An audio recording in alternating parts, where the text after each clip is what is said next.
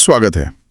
आज हम एक ऐसी चीज पर बात करने वाले हैं जो शायद इस वक्त भी हम सबकी जेब में पड़ी होगी।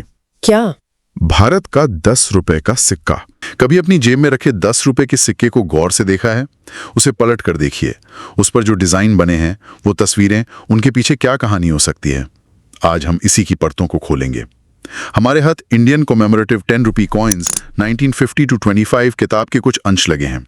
चलिए शुरुआत आज के सिक्के से करते हैं। वो सिक्का जो हम सबकी जेब में है।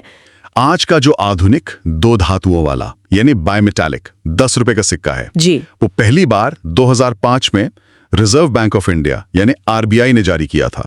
ये भारतीय सिक्कों के इतिहास में एक बड़ा कदम था, क्योंकि पहली बार रोजमर्रा के इस्तेमाल के लिए इतनी बड़ी कीमत वाला सिक्का बाजार में लाया गया था। अच्छा, ये जो 2 रंगों वाला सिक्का है, मतलब बायोमेटालिक, हाँ। मैं हमेशा सोचती थी कि यह सिर्फ डिजाइन के लिए है। हाँ। क्या इसके पीछे कोई खास वजह थी? हाँ बिल्कुल, ये बायमेटालिक डिजाइन जिसमें बीच का हिस्सा निकल सिल्वर का और बाहरी रिंड निकल ब्रास की होती है, एक बहुत मजबूत सुरक्षा उपाय था। अच्छा। 2005 से 2007 तक जो पहला डिजाइन आया उसमें राष्ट्रीय एकता पर जोर था।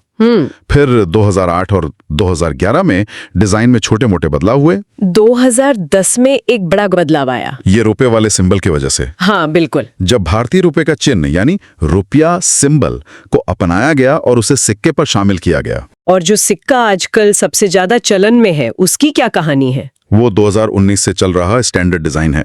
उसमें अशोक स्तंभ और 10 के अंक के चारों ओर अनाज की बालियों को दिखाया गया है। हाँ, मैंने देखा है वो। जो सीधे सीधे आर्थिक विकास और समृद्धि का प्रतीक है। तो 2005 से अब तक लगभग 14 अलग अलग तरह के सिक्के जारी हो चुके हैं। 14 तरह के?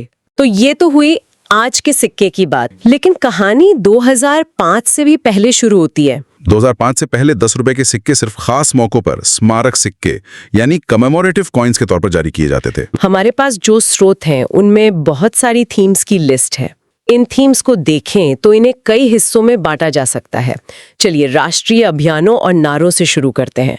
जैसे 1970 में फूड फॉर ऑल यानी सबके लिए भोजन की थीम पर सिक्का जारी हुआ। तो ये सिक्के ग्रीन रेवोल्यूशन के साथ साथ एक तरह का राष्ट्रीय मिशन स्टेटमेंट थे कि देश का पूरा ध्यान अब खेती और भोजन पर है। 1973 में ग्रो मोर फूड का नारा आया और 1978 में food and shelter for all. और इसी कड़ी में 1982 का नेशनल इंटीग्रेशन यानी राष्ट्रीय एकता का सिक्का आता है। ये एक एब्स्ट्रैक्ट आइडिया है, एक भावना है। हाल का 2021 का आजादी का अमृत महोत्सव का सिक्का भी इसी परंपरा को आगे बढ़ाता है।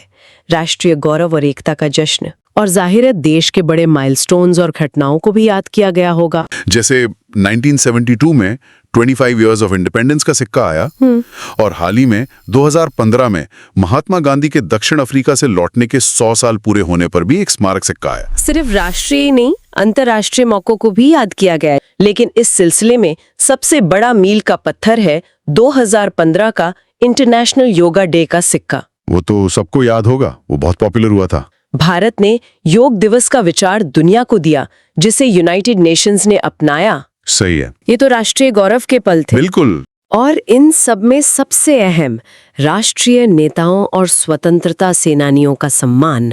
ये तो किसी भी देश के लिए अपने नायकों को याद करने का एक स्वाभाविक तरीका है। इस लिस्ट में सबसे पहला नाम 1969 में महात्मा गांधी का है। उनके जन्म के 100 साल पूरे होने पर BR अम्बेडकर की 125वीं जयंती पर सिक्के जारी हुए। 2016 में लाला लाजपत राय और तंत्या टोपे को भी सम्मानित किया गया। अच्छा।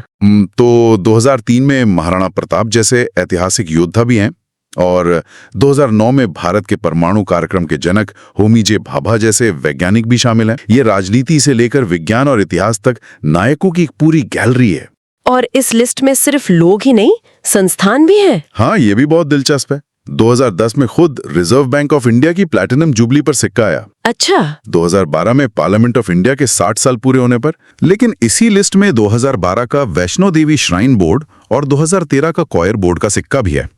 इन दोनों को सम्मानित करके देश ये कह रहा है कि राष्ट्र निर्माण में एक तीर्थ यात्रा का कुशल प्रबंधन भी उतना ही महत्वपूर्ण है जितना एक उद्योग को बढ़ावा देना।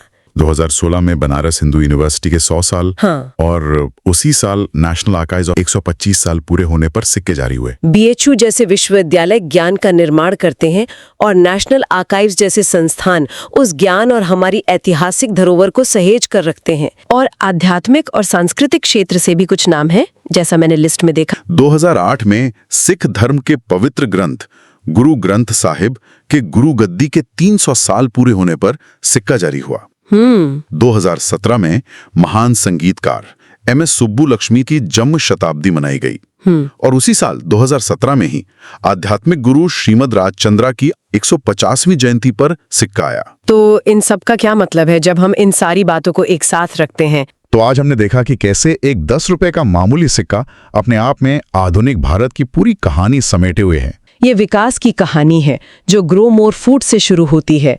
ये संघर्ष की कहानी है जो क्विट इंडिया मूवमेंट को याद करती है।